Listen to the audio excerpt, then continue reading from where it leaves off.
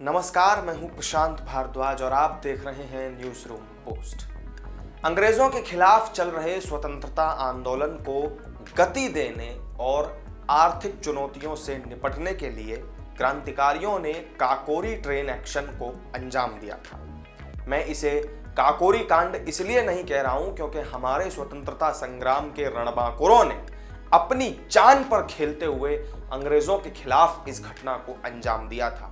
यह अंग्रेजों के लिए काकोरी कांड हो सकता है, लेकिन हमारे लिए यह काकोरी ट्रेन एक्शन ही होना चाहिए। इस मामले में राम प्रसाद बिस्मिल, अशफाक उल्लाह खां, ठाकुर रोशन सिंह और राजेंद्र लाहिड़ी को फांसी की सजा सुनाई गई थी। बिस्मिल, अशफाक और रोशन सिंह को 19 दिसंबर 1927 को फांसी दी गई और वो भी अलग अलग जगहों पर। आज का दिन शहादत दिवस के रूप में काकोरी के नायकों को याद करने का दिन है। काकोरी ट्रेन एक्शन के सूत्रधारों में से एक नाम ऐसा भी है जिसकी भूमिका की चर्चा बहुत ज्यादा नहीं की जाती, और यह नाम है पंडित चंद्रशेखर आजाद का, जो इस घटना की पटकथा लिखने वालों में शामिल थे।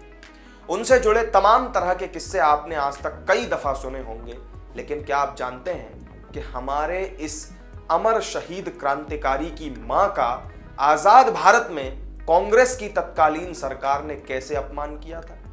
आपने ये किस्सा इससे पहले शायद ही कभी सुना होगा, लेकिन ये सच है। चंद्रशेखर आजाद की मां जगरानी देवी ने अपना नौजवान बेटा देश पर बलिदान कर दिया। वो आजाद जो जन्म से लेकर शहादत तक आजाद रहे, वो आजाद जिनके नाम से भी अंग्रेजी अधिकारी कांप उठते थे, उनके बलिदान के बाद उनकी मां जगरानी देवी दाने दाने को मोहताज हो गई थी। उनकी मां जंगल से लकड़ियां बीनती थी, कभी सत्तू, कभी बाजरा, तो कभी किसी दूसरे अनाज का घोल बनाकर पीती रही। गांव ने, समाज ने और कांग्रेस ने एक बलिदानी की मां को यह सब कुछ दिया। आजाद के पिता सीताराम तिवारी और उनकी मां मध्य प्रदेश के झाबुआ के एक गांव में रहते थे। तभी आजाद ने अपने भरोसेमंद दोस्त सदाशिव से उनकी मुलाकात करवाई थी। तभी आजाद ने सदाशिव से यह भी कहा था कि मेरे बाद मेरे माता पिता का ध्यान रखना। आजाद के बलिदान के बाद सदाशिव तो जेल चले गए और गांव में रह गए उनके माँ बाप। फिर शुरू हुआ यातनाओं का दौर। पिता तो चल बसे, लेकिन जगरानी रह गई। पूरे गांव ने उनका हुक्का पानी बंद कर दिया।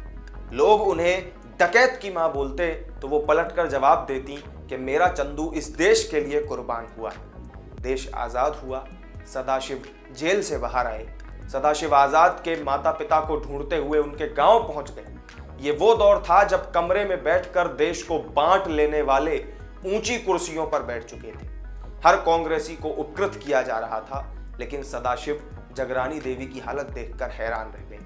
उन्होंने खुद बताया था कि आजाद के पिता की मृत्यु तो उनके बलिदान के कुछ दिन बाद ही हो गई थी। आजाद के भाई की मौत भी उनसे पहले हो चुकी थी। आजाद की मां अकेली रह गई थी। जंगल से लकड़ियां बीनकर बेचकर अपना पेट पालना उन्होंने शुरू किया। आजाद भारत में आजाद की मां की यह दशा देखकर सदाशिव से रहा नहीं गया। उन्होंने अपने साथ 1949 में वो उन्हें झांसी ले आए। फिर मार्च 1951 में उनका देहावसान हो गया। सदाशिव ने अपनी मां की तरह ही अपने हाथों से बड़ा गांव गेट के पास शमशान में उनका अंतिम संस्कार किया। तब तक देश और झांसी जगरानी देवी को जान चुके थे। आजाद की कहानी बच्चे बच्चे की जुबान पर पहुंच चुकी थी।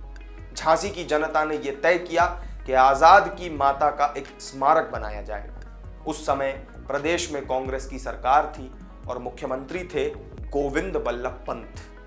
कांग्रेस के बारे में जैसा कि आप सभी जानते हैं कि एक परिवार के अलावा उन्हें किसी का सम्मान या स्मारक बर्दाश्त नहीं होता। प्रदेश सरकार ने स्मारक को अवैध और गैर कानूनी घोषित कर दिया, लेकिन झांसी की जनता नहीं मानी। यह तय हुआ कि जगरानी देवी की प्रतिमा लगाई जाएगी। आजाद के करीबी सहयोगी शिल्पकार रुद्र नारायण सिंह ने यह जिम्मेदारी उठाई। फोटो की मदद से आजाद की माताजी की प्रतिमा तैयार की गई। कांग्रेस सरकार को जैसे ही इस बात की भनक लगी तो मुख्यमंत्री पंत ने आजाद की मां जगरानी देवी की मूर्ति को देश, समाज और कानून व्यवस्था तक के लिए खतरा घोषित कर दिया। मूर्ति स्थापना के कार्यक्रम को प्रतिबंधित करके पूरे झांसी शहर में कर्फ्यू लगा दिया गया। पुलिस तैनात कर दी गई जिससे कि कहीं भी मूर्ति की स्थापना नहीं की जा सके। कर्फ्यू के बाद भी लोग रुके नहीं। सदाशिव आजाद की माताजी की मूर्ति सिर पर रखकर निकल पड़े। उन्हें गोली मारने का आदेश जारी कर दिया गया था, लेकिन हजारों लोगों ने सदाशिव को चारों तरफ से घेर लिया। इसके बाद पुलिस ने बड़ी बेरहमी से उन लोगों पर लाठीचार्ज किया। इस लाठीचार्ज में हजारों लोग जख्मी हुए। मूर्ति जहां लगाई जानी थी वहां तक पहुंच ही नहीं सकी। और इस तरह कांग्रेस ने एक अमर बलिदानी की महान मां को उनके सम्मान से वंचित कर दिया। तो इस वीडियो में मेरे साथ फिलहाल इतना ही। महान क्रांतिकारी चंद्रशेखर आजाद की मां से जुड़ा यह किस्सा सुनने के बाद आप अपनी प्रतिक्रिया कमेंट करके हमें जरूर बताइएगा। वीडियो अच्छा लगा हो तो दूसरों के साथ शेयर भी कीजिएगा, लाइक कीजिएगा, और चैनल से अगर आप अभी तक नहीं जुड़े हैं तो सब्सक्राइब करके जरूर जुड़ जाइए। फिर मिलेंगे आपसे किसी नई वीडियो में नई जानकारी के साथ। तब तक के लिए दीजिए इजाजत।